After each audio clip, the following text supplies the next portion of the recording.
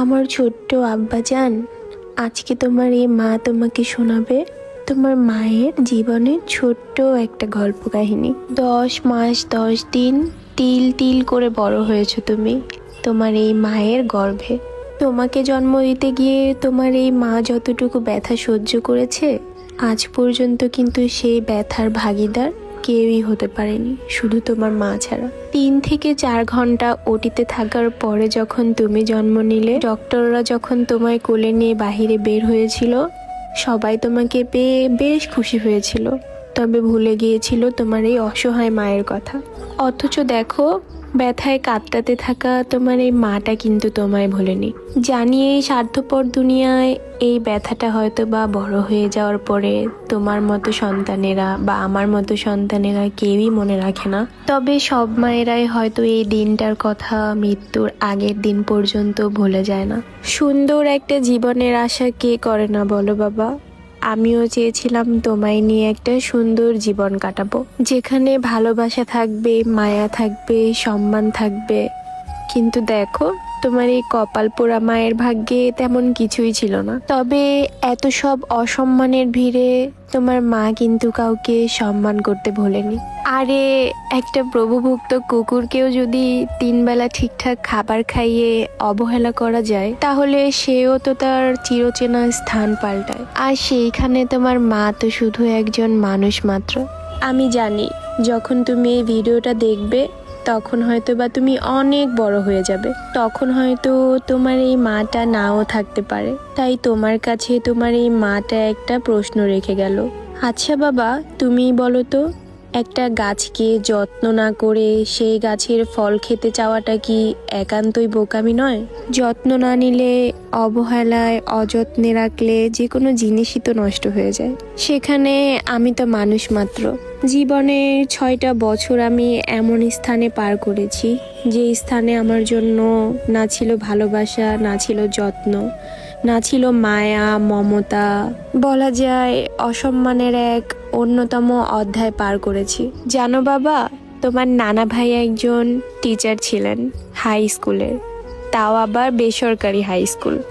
বেতন মাত্র 18 থেকে 20-22 হাজার টাকা হবে যখন আমার বিয়ে হয়। তোমার এই মা শ্বশুর বাড়ির লোকজনের কথার হাত থেকে বাঁচার জন্য যে কত চুরি করেছে, কত মিথ্যা কথা বলেছে। তোমার জন্মের ঠিক 6 মাস পরে যখন তোমায় নিয়ে আমার বাবার বাড়ির যাওয়ার কথা শুরু হলো, যে আমি তোমায় নিয়ে বাবার বাড়িতে ঘুরতে যাব, ঠিক তখন নানান মানুষজন আমাকে বলতো, দেখি নানার বাড়ি থেকে এবার আজানবাবুকে কি দেয়, আমার ছেলেকে তোর নানারা 1 ভরির চেন দিয়েছিল, আমার মেয়েকে তো 2 ভরির চেন দিয়েছিল, আরও কত সব গল্প। কিন্তু জানো বাবা, এত সব গল্পের ভিড়ে তোমার এই অসহায় মাটা এক ধরনের চিন্তাতেই পড়ে যায়। তোমার মা ভাবতে থাকে যে তোমার নানা ভাই তো মাত্র 20,000 টাকা বেতনের চাকরি করে, এখন 20,000, 30,000 বা 40,000 টাকা দামের 1 ভরির 2 ভরির চেইন কিভাবে দিবে?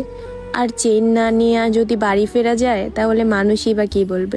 জানো বাবা, তোমার এই মায়ের কাছে সম্মানটা অনেক বড় ছিল। সম্মানের ভয়ে তোমার মা ভাবতে থাকে যে আসলে কি করা যায়। হয়তো আজ এই ভিডিওতে কথাগুলো না বললে হয়তো বা এই ছোট ছোট গল্পগুলো অজানাই থেকে যেত তোমার কাছে। এমন হাজারো অনেক গল্প আছে তোমার মায়ের জীবনে, হয়তো বা কোনো একদিন তোমার সাথে শেয়ার করব। জানি না আল্লাহ ভাগ্যে কি রেখেছে, তবে এই আশা নিয়ে বেঁচে আছি। শেষটুকু শোনো। তোমার মা তখন ভাবতে থাকি যে কিভাবে একটা চেন কেনা যায়, কোথায় টাকা পাবো।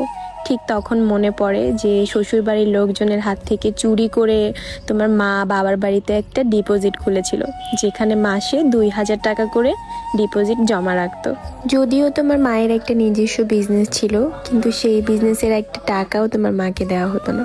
তারপরেও কিছু কিছু টাকা জমিয়ে জমিয়ে সে ডিপোজিটে টাকা রাখতো, নিজের সম্মান বাঁচাতে, নিজের বাবার বাড়ির লোকজনদের সম্মান বাঁচাতে। বাবার বাড়িতে তোমায় নিয়ে গিয়ে সেই ডিপোজিটটা তোমার মা ভেঙে ফেলে। তারপর তোমার নানিকে নিয়ে একটা স্বর্ণের দোকানে গিয়ে তোমার জন্য একটা ছোট্ট চেন কেনে। সেই সময়টায় 4 আনির একটা চেন কিনেছিল তোমার মা, যেটার দাম পড়েছিল প্রায় 20,000 টাকা। 20,000 টাকা হয়তো বা অন্যান্য মানুষগুলোর কাছে খুবই কম সংখ্যক ছিল বা খুবই অল্প পরিমাণের ছিল, কিন্তু আমার কাছে এই 20,000 টাকার জন্য যে সম্মানটা বেঁচেছিল, সেটা অনেক বড় ছিল। এই সামান্য ছোট্ট একটা চেনটার জন্য হয়তো বা তোমার এই মাকে অনেকগুলো কথা শুনতে হইতো। এই চেনের জন্য বা এই 20,000 টাকার জন্য সেই কথার হাত থেকে অবশেষে তোমার মা রেহাই পেল। জানো তো বাবা, কথার আঘাত সব থেকে বড় আঘাত, যেটা দুনিয়ার কোনো মলমে শুকায় না। একজন তোমাকে হাত দিয়ে একটা আঘাত করলেও সেই আঘাত হয়তো বা একদিন শুকায় যায়, কিন্তু কথার যেই আঘাত, সেই আঘাত আসলে শুকানোর নয়। অনেক বিবাহিত আপুদের জীবনেও হয়তো বা এইরকম গল্প থাকে, হয়তো বা আপুরা শেয়ার করতে পারে না। আমার ভাগ্য ভালো যে আমি আপনাদের সবার সাথে শেয়ার করতে পেরেছি, আমার ছেলে আজানের সাথে শেয়ার করতে পেরেছি। শোনো বাবা, মা মরে গেলে বাবা কিন্তু তাওই হয়ে যায়, কিন্তু মায়েদের বেঁচে থাকার শেষ নিঃশ্বাস পর্যন্ত জীবন দিয়ে হলেও সন্তানদেরকে ভালো রাখার চেষ্টা করে। এতটুকুই বলবো, ভালো থেকো আমার আব্বাজান। জীবনের আরো অনেকগুলো গল্প শেয়ার করা এখনো বাকি আছে।